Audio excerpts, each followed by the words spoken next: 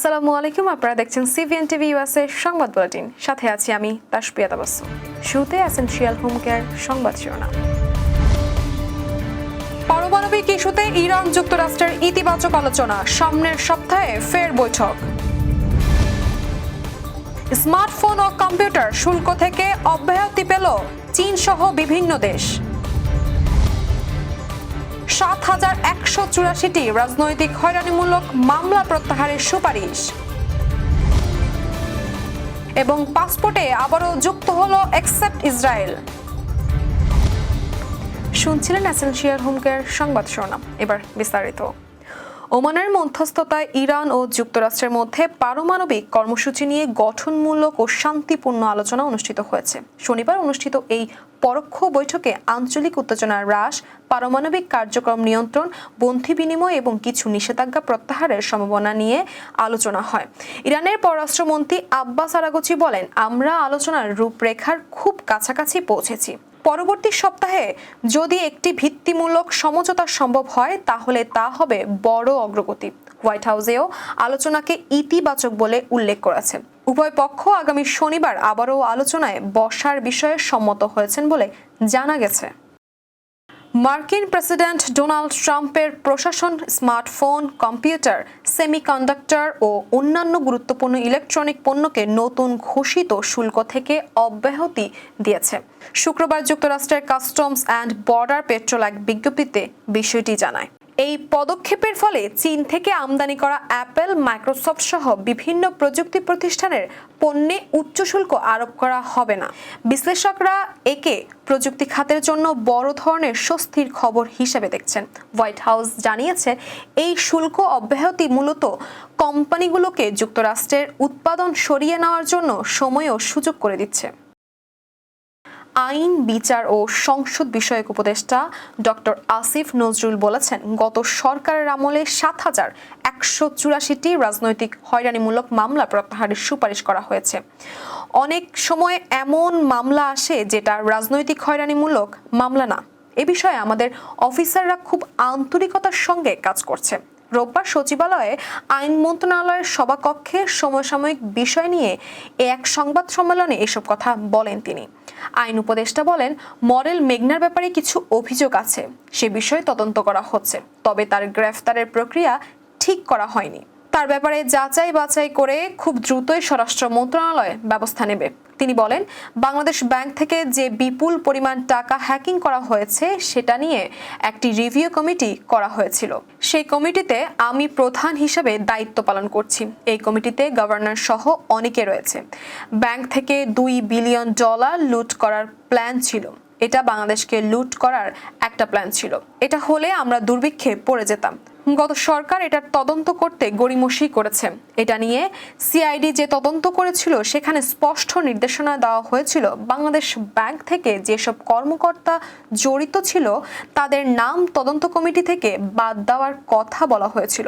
CID রিপোর্টে প্রাথমিকভাবে যাদের নাম এসেছিল তাদের বিরুদ্ধে কি ব্যবস্থা নেওয়া হয়েছিল সেটা জানতে চেয়েছি এবং পরবর্তী ব্যবস্থার নির্দেশ দেওয়া হয়েছে। বাংলাদেশের পাসপোর্টে পুনরায় অ্যাকসেপ্ট ইসরায়েল অর্থাৎ ইসরায়েল ব্যতীত শব্দ দুটি পুনর্বহাল করা হয়েছে। রোববার স্বরাষ্ট্র মন্ত্রণালয়ের সুরক্ষা সেবা বিভাগ সূত্রে বিষয়টি জানা গেছে। স্বরাষ্ট্র মন্ত্রণালয়ের সুরক্ষা সেবা বিভাগের উপসচিব নীলিমা আফরোজ জানান, পাসপোর্টে নতুন করে অ্যাকসেপ্ট ইসরায়েল বিষয়টি বহাল করা হয়েছে। এ নিয়ে গত 7 এপ্রিল একটি প্রজ্ঞাপন জারি করা হয়েছে। আগে বাংলাদেশের পাসপোর্টে লেখা থাকতো, এই পাসপোর্ট বিশ্বের সব দেশের জন্য বৈধ, ইসরায়েল ব্যতীত। তবে শেখ হাসিনার নেতৃত্বাধীন আওয়ামী লীগ সরকার 2020 সালে দেশে নতুন ই পাসপোর্ট চালু করলে সেই পাসপোর্টগুলো থেকে এই লেখা বাদ দেওয়া হয়। এমনকি এই বিষয়ে কোনো ঘোষণাও দেওয়া হয়নি। এবার কর্ণফুলী ইনকাম ট্যাক্স সংবাদ শিরোনাম। অ্যাস্টোরিয়া জালালাবাদ অ্যাসোসিয়েশনের ঈদ পুনর্মিলনী সাংস্কৃতিক অনুষ্ঠান এবং বাংলাদেশি অভিবাসীদের নতুন চ্যালেঞ্জ, যুক্তরাষ্ট্রের কঠোর অভিবাসন নীতি। আবারও স্বাগতম সিভিএন টিভি ইউএসএ সংবাদ বুলেটিনে। শুনছিলেন কর্ণফুলী ইনকাম ট্যাক্স সংবাদ শিরোনাম, এবার বিস্তারিত। আনন্দঘন পরিবেশে Jalalabad association of America Eid পুনর্মিলনী সাংস্কৃতিক অনুষ্ঠান ও প্রীতিভোজ 2025 অনুষ্ঠিত হয়েছে। গত 6 এপ্রিল নিউ ইয়র্কে অ্যাস্টোরিয়াস জালালাবাদ ভবনে এই অনুষ্ঠানের আয়োজন করা হয়। সংগঠনের সভাপতি মাইনুল ইসলামের সভাপতিত্বে ও সাধারণ সম্পাদক আতাউল গনি আসাদের পরিচালনায় অনুষ্ঠানের জালালাবাদ অ্যাসোসিয়েশনের কর্মকর্তারা ছাড়াও কমিউনিটির সর্বস্তরের লোকজন উপস্থিত ছিলেন। অনুষ্ঠানে চমৎকার বিষয় ছিল নারীদের অংশগ্রহণ এবং ঘর থেকে রান্না করা খাবার পরিবেশন। অনুষ্ঠানে ছিল কথামালা, গান, কবিতাবৃত্তি। গান করেন কণ্ঠশিল্পী চন্দ্রা রায়। চুটিয়ে আড্ডা মেরেছেন অনেকেই। তবে অনেকেই জালালাবাদ ভবন নিয়ে নোংরা রাজনীতি না করারও আহ্বান জানিয়েছেন। তারা বলেছেন, ভবন জালালাবাদবাসীর প্রাণের দাবি, স্বপ্নের সারথি। সুতরাং কোনো ষড়যন্ত্র করে লাভ হবে না। জালালাবাদবাসীর এই ভবন থাকবে। আস্থা প্রকাশ করেছেন সভাপতি মাইনুল ইসলামের প্রতি। সেই সঙ্গে ভবন ঋণমুক্ত করারও আহ্বান জানিয়েছেন।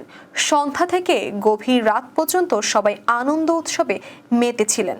সৌহার্দ্যপূর্ণ পরিবেশে এবারের ঈদ পুনর্মিলনী আয়োজনকে সফল ও সার্থক করার জন্য মাইনুল ইসলাম ও আসাদুল গনি আসাদ উপস্থিত সকলকে ধন্যবাদ জানান। যুক্তরাষ্ট্রের কঠোর অভিবাসন নীতি বাংলাদেশি অভিবাসীদের জন্য নতুন চ্যালেঞ্জ তৈরি করেছে। আইনগত প্রস্তুতি, কূটনৈতিক উদ্যোগ ও সম্প্রদায়ের সমর্থনই ভবিষ্যতে তাদের অধিকার সুরক্ষায় গুরুত্বপূর্ণ ভূমিকা রাখবে। রোববার রাজধানীর জাতীয় প্রেস ক্লাবের জহুর হোসেন চৌধুরী হলে ইমিগ্রান্টস ইন্টারন্যাশনালের আয়োজিত আমেরিকা বর্তমান কঠোর ইমিগ্রেশন নীতি, বাংলাদেশের উপর প্রভাব ও ভবিষ্যৎ সম্ভাবনা শীর্ষক সংবাদ সম্মেলনে এসব কথা বলেন সংগঠনটির চেয়ারম্যানপারসন অ্যাটর্নি মঈন চৌধুরী। সংবাদ সম্মেলনে তিনি বলেন, যুক্তরাষ্ট্র সরকার একটি নির্বাহী আদেশ জারি করেছে, যার মাধ্যমে অনুমোদিত অভিবাসীদের প্রেরণ এবং সকল ভিসা ক্যাটাগরিতে কড়া তদন্ত কার্যক্রম চালানোর নির্দেশ দেওয়া হয়েছে। এই উদ্যোগের মূল লক্ষ্য হল সীমান্ত নিরাপত্তা জোরদার করা এবং বিদ্যমান অভিবাসন আইন কার্যকর করা। এই নির্বাহী আদেশ বাংলাদেশের অভিবাসীদের ওপর বেশ প্রভাব সৃষ্টি করবে। তিনি আরও বলেন, এই আদেশের ফলে ইউএস ইমিগ্রেশন ও কাস্টম এনফোর্সমেন্ট বাংলাদেশি অনুমোদিত অভিবাসীদের শনাক্ত করে ফিরিয়ে আনার প্রস্তুতি নেবে। নিউ ইয়র্ক, নিউ জার্সি ও কানেকটিকাটে অনুমোদিত বাংলাদেশিদের সংখ্যা বেশি হওয়ায় কূটনৈতিক পর্যায়ে মর্যাদাপূর্ণ ফেরত নিশ্চিত করার বিষয়ে আলোচনা চলছে। গ্রিন কার্ড ও অন্যান্য ভিসা হোল্ডারদের জন্য বিমানবন্দরে কঠোর জিজ্ঞাসা চালু হয়েছে। বছরে 10 মাসের বেশি সময় বিদেশে অবস্থান করলে স্থায়ী বাসিন্দার মর্যাদা বাতিল হতে পারে। যদি কোনো বাংলাদেশি বছরে 10 মাসের বেশি সময় বিদেশে থাকেন, তাহলে তার গ্রিন কার্ড বাতিলের ঝুঁকি আছে।